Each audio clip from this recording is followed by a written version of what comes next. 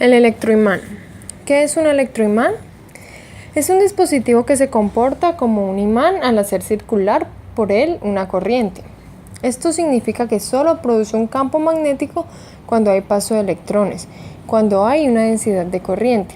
Es por esto que todo electroimán, al igual que los imanes, tendrán polos magnéticos, norte y sur. Estos dispositivos surgen gracias al principio básico de que las corrientes eléctricas originan campos magnéticos.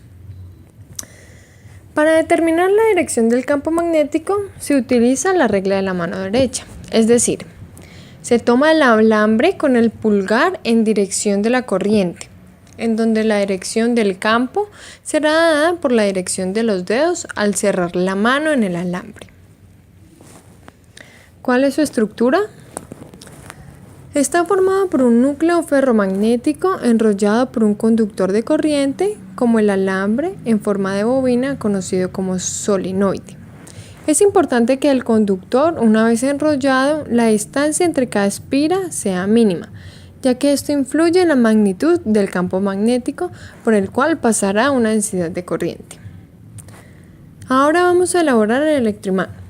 Para esto necesitamos de alambre de cobre, una batería y algún material ferromagnético, en este caso un clavo. A medida que la corriente circula a través del alambre, generará un campo magnético que sigue el eje de las espiras.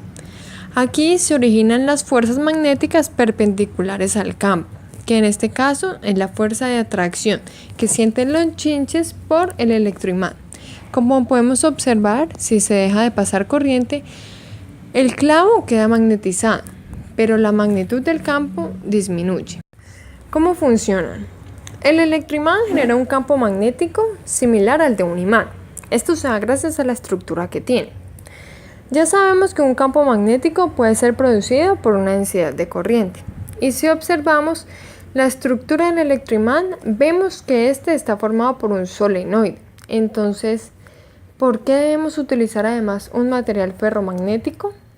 Para esto vamos a analizar el campo magnético que produce un solenoide.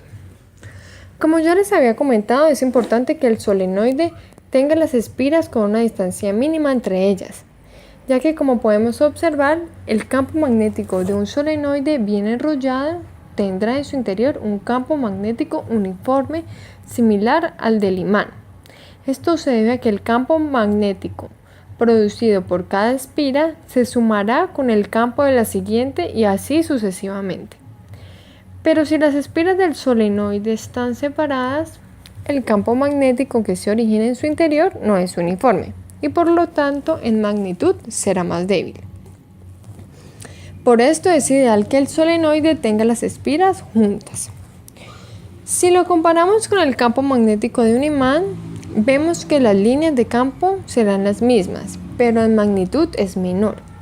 Entonces, si introducimos en el solenoide el material ferromagnético, las líneas de campo magnético aumentarán. Esto se da cuando la corriente eléctrica pasa por el conductor, haciendo que el campo magnético del solenoide penetre en el hierro, provocando que sus dominios magnéticos giren alineándose en paralelo, logrando que actúe como un imán. Obteniendo con esto que la magnitud del campo magnético producido por el electroimán será igual al campo magnético del imán. Ahora miraremos de qué depende la magnitud del campo magnético y para esto utilizaremos la ley de Ampère,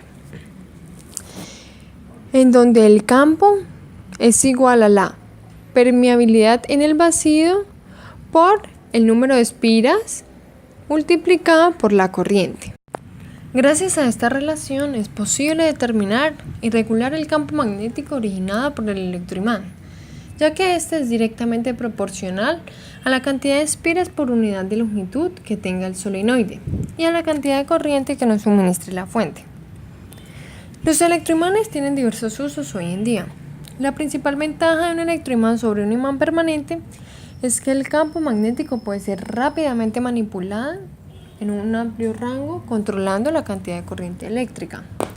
Son la base de muchos dispositivos, siendo usados en los automóviles, medios de transporte, grúas, trenes de levitación magnética, motores eléctricos rotatorios y lineales.